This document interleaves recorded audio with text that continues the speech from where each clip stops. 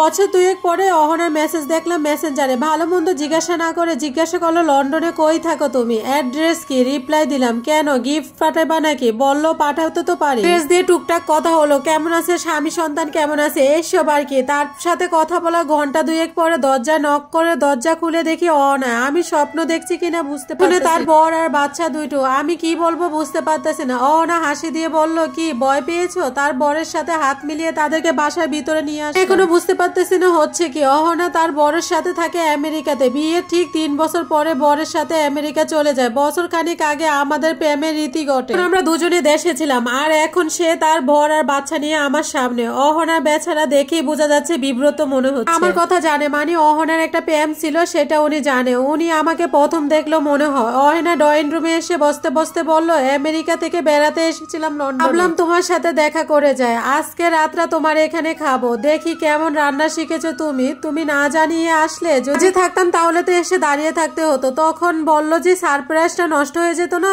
রাতের খাবার আমার রান্না করার কথা থাকলে অহনা নিজেই রান্নাঘর দখল করে নিল। বললো তুমি আমার বরকে সময় দাও, একদিন না হয় আমার হাতে রান্না খেলে। অহনার বাচ্চা দুইটা খেলনা দিয়ে আমি আর অহনা বর গার্ডেনে বসে গল্প করতেছিলাম। ভদ্রলোক এখনো মনে হয় বিব্রত না। আমি তাকে ইজি করতে বললাম প্লিজ ভাই লজ্জা পাবেন না, বিব্রত বোধ করবেন না। পৃথিবীতে একটা অদ্ভুত জায়গা, মাঝে মাঝে আমাদের নানা রকমের অদ্ভুত জায়গা দিয়ে আমাদের যেতে হয়। আমি ভয়ে আসি বউ খাবারের সাথে বিষ মিশিয়ে না আমাকে মেরে ফেলে। 7 বছর আগে তাকে একা ছেড়ে চলে আসার কারে। ভদ্রলোক আমার কথা শুনে একটু ইজি এসে দিয়ে লোকটা হাসিটা অনেক সুন্দর। বলল ভাই যদি বিষ দিত তাহলে আমাকে দিত, তবে আমি জানি অহনা আপনাকে ছেড়েছে, আপনি তাকে ছাড়েন। তার বাবাকে বলেছিল আপনাদের সম্পর্কটার কথা, কিন্তু তিনি আপনাদের সম্পর্কটা মেনে নেয়নি। অহনা তার বাবার বিপক্ষে যেতে চায় না। ভদ্রলোক চায় চুমুক দিতে বলল আমাকে বিয়ের ভাই আপনার আর অহনার মাঝে যে সম্পর্কটা ছিল অহনা আমাকে সবটা বলেছিল ভাবার ইচ্ছেতে সে বিয়েটা করেছে। ভাই জানেন এখনো নিজেকে ভিলেন ভিলেন লাগে। আমি বললাম ছি ছি ভাই এ কি কথা, রাখেন আগের কথা। আপনাদের কত সুন্দর সংসার, দুইটা সুন্দর সুন্দর বাচ্চা আছে,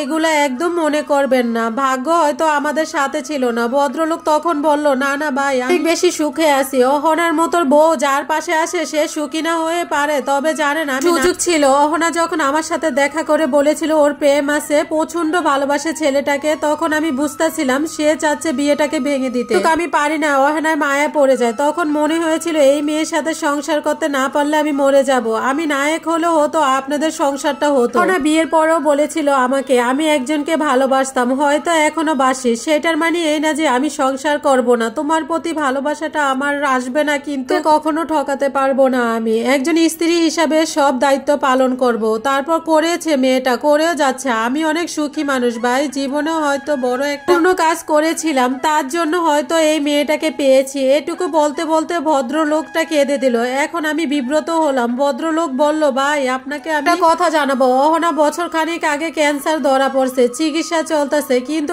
এতে খুব একটা লাভ না। আপনি জানেন হয়তো আমি নিজে একজন ডাক্তার। ভদ্রলোকের কথা শুনে কেমন জানি শূন্য হয়ে গেছে। উনি কি বলতেছে এসব। ভদ্রলোক আবার বলা শুরু করলো তুই অসুস্থ হয়ে যাচ্ছে, লন্ডনে ঘুরতে আসা পাগলামি করে আমাকে বলল আমি কিছুদিন পরে তো মারা যাব, আমাকে প্লিজ লন্ডন দেখিয়ে আনো। তারপর আমি ওর পাগলামি প্রশ্রয় দিলাম। এখানে আসার পরে জানতে পারলাম আসলে একমাত্র কারণ ছিল আপনার সাথে একটা বার দেখা করার জন্য। গাড়িতে আমাকে হাত ধরে অহনা বলল, অহনা অনেক কিছু রান্না করলো, খাওয়া দাওয়া করলো, ওকে মনের কথা বললো। প্রতি জন্মদিনে ও একটা চিঠি লিখে রাখতো, ওই চিঠিগুলা ওকে দিল। দেওয়ার পরে পরবর্তীতে চলে গেল। বেচারার সাথে দেখা করে ওর মনের ভিতরে আরো হাহাকার উঠে দিল। এখন এই প্রান্তে